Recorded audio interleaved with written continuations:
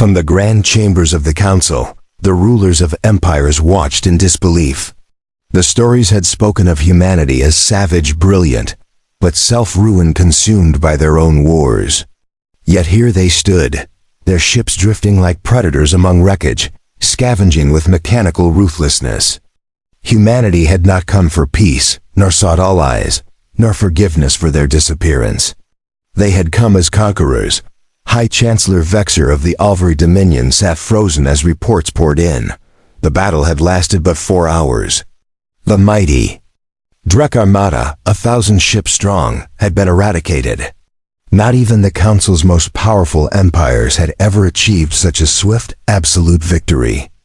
A chill crept through Vexer's veins as she watched the human fleet arrayed across the holomap, an unbroken wall of warships now anchored in Drek-controlled space.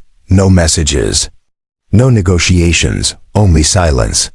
A silence heavy with purpose, as if waiting. Have we sent a delegation? Rasped a Zari broodlord, mandibles twitching with unease. We tried, Vexer whispered, hands tightening on the table's edge. They ignored us. No answers. No threats. Nothing. Nothing. Vexer said at last, her voice taut. The silence was worse than any threat. A reptilian delegate of the Zarafkal Syndicate bared his fangs. Silence is the weapon of predators. Vexer could not disagree. On the bridge of the UHS Retribution, Admiral Elias Varos studied the void as his fleet finished scouring the battlefield. Nothing remained for their foes to reclaim, only drifting fragments of the Drek. His command console flickered as Omen. The ship's AI projected final reports. Drek forces eliminated, 98%. Human casualties, 0.4%. Varos let out a long breath.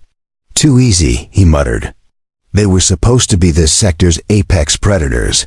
Captain Ren Vasquez, at his side, allowed a grin. They thought we were just a myth, Admiral. Ghost. Stories don't usually shoot back. But Varos did not smile. They don't yet understand what they're facing. They will. A soft chime pulsed across the bridge. Omen's synthetic voice cut the stillness, intercepted council transmissions. They are watching. They are afraid. Good, Varos said, his gaze hardening as he turned to the stars where the great empires lay hidden. Let them be afraid. Let them remember. His voice dropped to a growl. Prepare the fleet. We're just getting started. For the first time in memory, the Galactic Council was gripped by fear. Humanity had returned from the abyss, their warships shredding the Drek Armada with clinical ease. But it was not only their firepower that unnerved the galaxy, it was the silence. No threats, no ultimatums.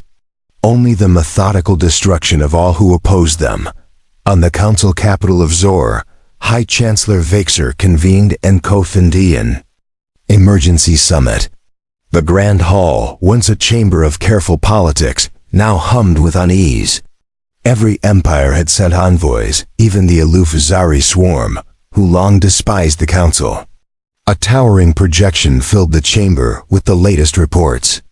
Humanity had not stopped at Zanthera Prime. They were dismantling the Dominion piece by piece, station by station. World by world. The Drek, once dreaded conquerors, had become prey. This is unlike any crisis we have faced, Vexer declared, silver eyes scanning the chamber. The humans are no longer myths. They are real, and they are advancing. A Zarafkal general clicked his claws against the stone table. Have they attempted communication? Silence hung until Kale Theres, a deep blue Alvan envoy, lowered his head. Nothing. They do not negotiate. They do not answer. They only act. A Zari broodmother hissed sharply. Then they are no better than the Drek. We must unite, exterminate them before they become unstoppable. Vexer's jaw tightened. The Zari always trusted brute force. But even they should have seen the futility. You misunderstand. We do not face a swarm. We do not face a warlord's ambition. We face something else entirely. The chamber fell into hushed stillness as she signaled the next report. The projection shifted grainy footage of a human transmission, intercepted from one of their ships.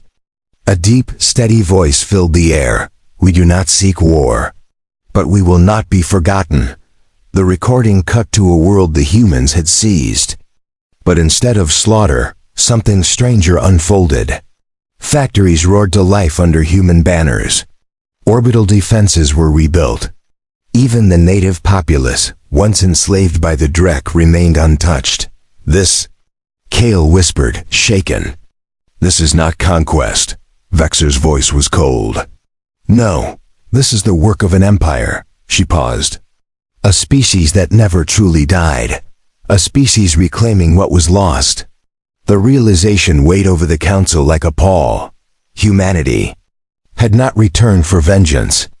They had returned to rule. Far beyond, aboard the Retribution, Admiral Varos observed as another Drek world fell under human control.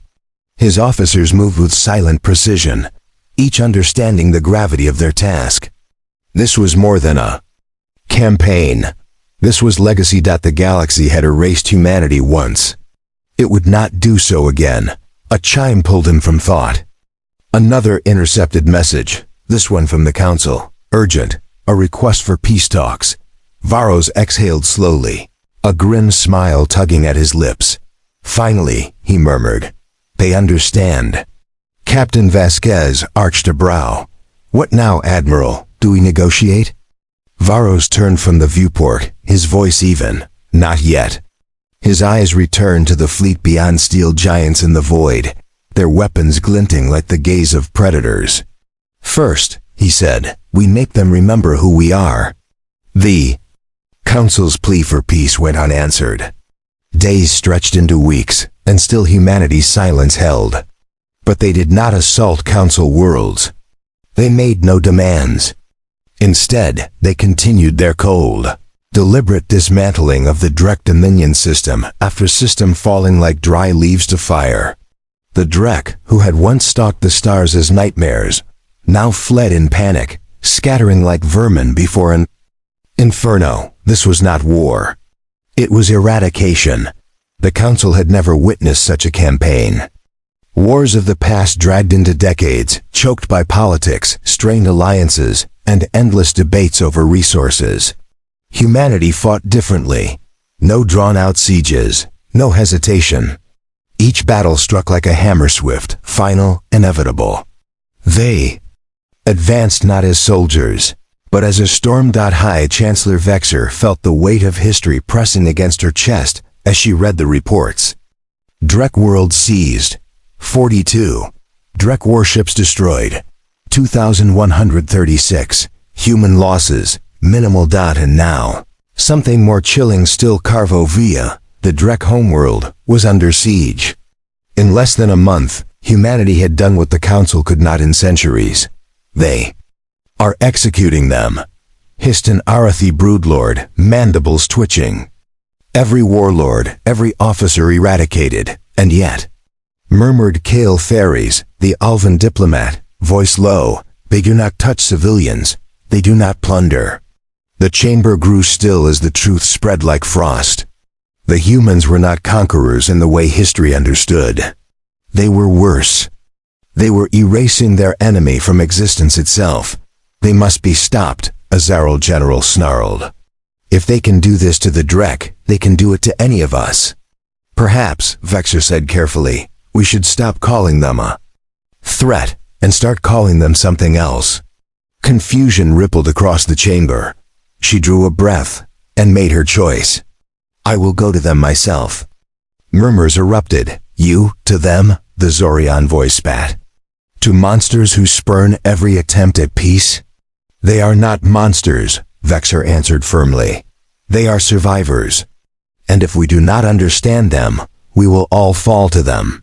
Aboard the UHS Retribution, Admiral Varos clasped his hands behind his back, eyes fixed on Carvo VI. Below, the Drek homeworld burned. Its fortresses cracked, its proud defenses shattered. They had refused surrender, so humanity had given them extinction. As the final resistance collapsed, A new signal lit the comms. "Admiral," Vasquez said, eyes wide. "Incoming transmission." Varos frowned. "Mordrak?" "No," Vasquez swallowed. "The Council. And it's not a request this time.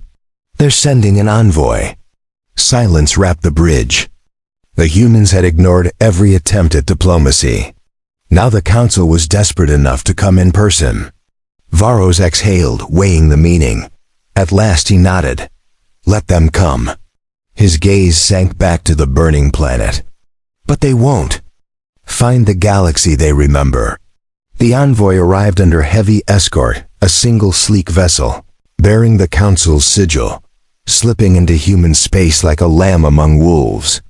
It was a craft for peace, not war, and it seemed to shrink against the vast steel beasts of the human fleet. Inside, High Chancellor Vexer sat rigid, fingers clenched tight on her chair. Madness, some had called it, suicide. No alien had stood before a human in living memory, not in peace, not in war. Yet here she was, and the humans did not fire, no threats, no hostilities, only a transmission, docking sequence authorized. "You may proceed." The voice was cold, measured, a warrior's tone. Her second, the silver-skinned Relin, shifted uneasily. "We should expect ambush."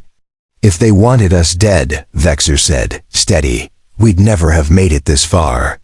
Docking was seamless, unnervingly precise. A hiss of decompression echoed, and the humans came. Soldiers in black and gray armor, visors hiding their faces, moved with machine-like discipline. Their weapons rested, but their very stillness promised violence.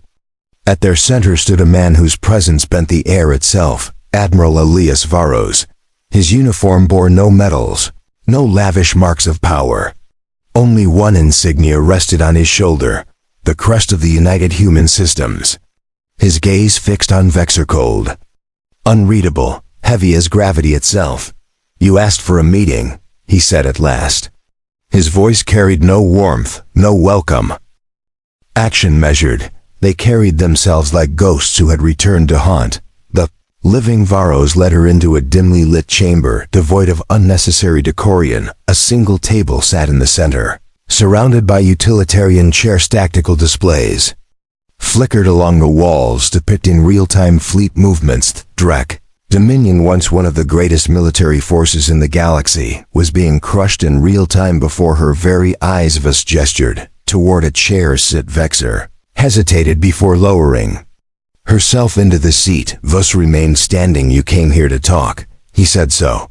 Talk. Exhaled. "The Galactic Council wishes to open negotiations with humanity." For what? His voice was unreadable. "You didn't care about negotiations when you erased us from your history." Vexer flinched. The Council had long treated humanity as a myth, a dead civilization, a story to frighten young diplomats into obedience. "Never provoke a war, or you can't win." The saying had gone near. "You'll end up like the humans now." The ghosts had returned to settle the debt. "I won't deny what the Council has done," she said carefully, "but we did not erase humanity out of malice. You vanished. No ruins, no remnants, no transmissions. We assumed you assumed wrong." Varos interrupted. His eyes burned cold. "We were never gone. We were watching." A shiver ran down her spine. Vexer composed herself. "If you were watching, you know the Council is not your enemy. The Drek were a threat to all of us. They invaded, enslaved, and destroyed without mercy, and yet you let them." She had no response to that. Varos finally sat, resting his hands unfeedable. "Tell me, High Chancellor, why are you really here?" Vexari took a slow breath. "Because the Council fears what happens after the Drek are gone."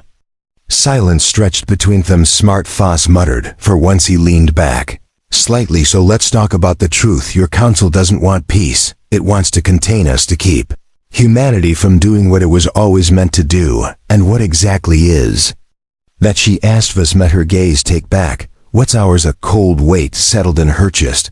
"You believe the galaxy belongs to you." His lips curled slightly. "Number. But I know what was stolen from us, and we will never let it happen again." Vexari clenched her fists under the table. She had hoped for reason for diplomacy. Instead, she had found something worse than an enemy. She had found a civilization with a grudge deep enough to shake the stars. If humanity had returned, then war was inevitable, and the Council had no idea how to stop it. The silence in the chamber was suffocating. Vexor had never felt so helpless in a negotiation before. Every empire in the Galactic Council had its weaknesses: pride, greed, desperation. For resources, she had spent her career learning to exploit those flaws, bending entire civilizations to her will through diplomacy. But the humans, they didn't need anything. They weren't desperate for trade, routes, fuel, or alliances. They had arrived from the void with their fleets fully supplied, their armies disciplined, their goals singular. They were a force already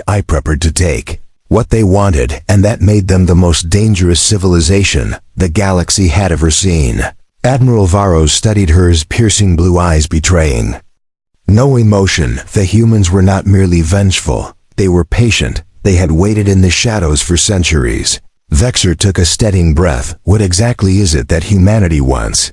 Admiral Varos exhaled slowly, as if considering whether she was even worth worrying. We want justice. Vexor pulse quickened. Justice. Vague, dangerous words. She leaned forward. The Drek are nearly eradicated. You've dismantled their empire, destroyed their fleets, and taken their home world. If this was about justice, it should be over. Varos tilted his head slightly, the hint of a smirk tugging at his lips.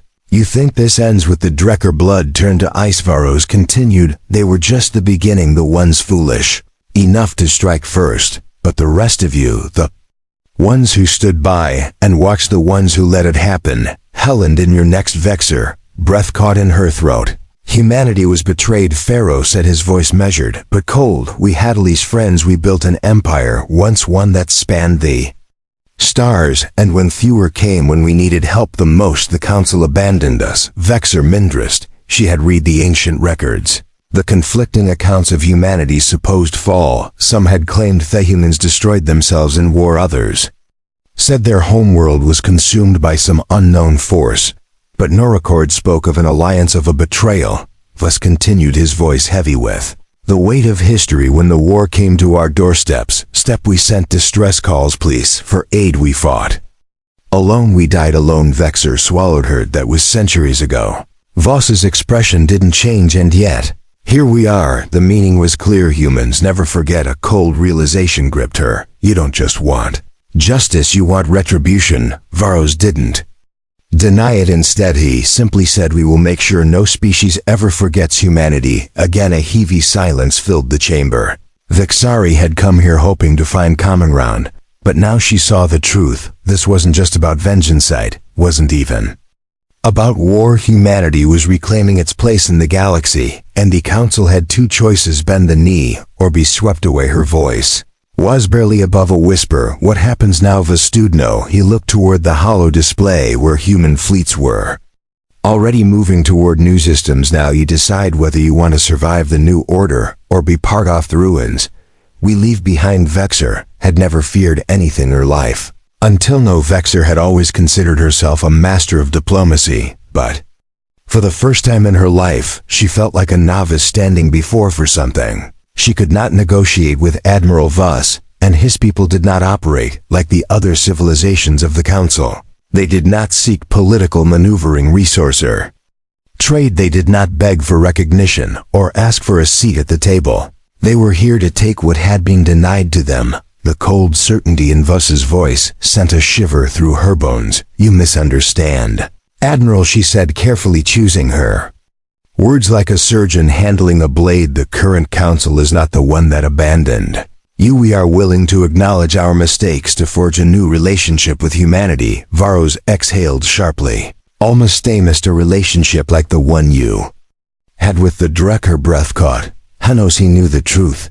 The Council had allowed the Drek to expand their war machine. Unchecked, they had turned a blind eye when the Dredi enslaved lesser races. They had only acted once the Drek grew too powerful to control. She had assumed no one would ever challenge the Council's hypocrisy. But humanity had not forgotten. Your Council is built on convenience, not justice. Vero said. Histon wasn't angry, nor did it carry any theatrical weight. It was just a simple statement of fact. You tolerated the Drek until they became a threat to you. You erased us from history because it was easier than acknowledging your failure. Vexor clenched her jaw, struggling to maintain her composure. That does not mean war. Is the only path forward? Vos regarded her for a long moment. Then he turned to the hollow display, tapping the controls. The image shifted, revealing a strategic map of the galaxy. Red zones marked the direct territories that had already fallen. Blue icons. Human fleets were now appearing in systems once thought unreachable. Spang, advancing. Tell me, High Chancellor Fosade, still looking at the map. Do you know what happened to Earth? Vexor hesitated. Novus finally looked at her, his expression unreadable. Neither do we. The admission sent a chill through her. Our home world was lost, he continued. Not destroyed, not wiped from existence. Lost. Vexor mind raced. That shouldn't be possible. No planet, especially one as important as humanity's cradle, could simply disappear. Varos leaned forward, his voice dropping to a quiet intensity. We searched for centuries through the ruins of our old colonies, through the wreckage of a civilization that should have never fallen, but Earth was gone. No records, no coordinates. Natris. A sharp silence followed, and then Vos spoke the words that made Vex's blood run cold. And we think the council had something to do with it. Her breath itched. That's impossible. You don't know your own history. Chancellor Viros interrupted, his gaze piercing. But we do. We dug through the ruins, through archives you thought were lost. Someone removed Earth from the galactic record. Someone made sure we could never return him. Vexor felt the walls closing in around her. This was bigger than a simple war for power. The humans weren't just reclaiming their empire. They were hunting for the truth. And when they found it, nothing in the galaxy would be safe. She exhaled shakily. If the council was involved in the disappearance of Earth, I swear to you I will uncover the truth. Vos studied her for a long moment, then for the first time he smiled, a small, knowing, dangerous smile. You'll try, said. Then he stood, nodding toward the door. We're done here. You can return to our council and tell them the same thing we've told every other empire that stood in our way. Vexor swallowed, hardened. What is that? Vos's expression turned to steel. Humanity is back, and we are no tasking for permission. Barry left the retribution with the weight of an entire civilization pressing down on her shoulders. A moment she stepped back onto her diplomatic vessel. She could feel the eyes of her crew on her, expecting answers, hoping for good news. Had none. High Chancellor Relin, her second in command, approached her cautiously. What did they say? Vexari sat down, slowly rubbing her temples. Everything we feared, and worse. She had gone to negotiate peace, but peace had never been an option. The humans were interested in treaties, in alliances, or in restoring balance to the galaxy. They wanted justice, they wanted vengeance, and most terrifying of all, they wanted the truth. She turned to Reen. Contact Beckinsale. Convene an emergency session. Now the sea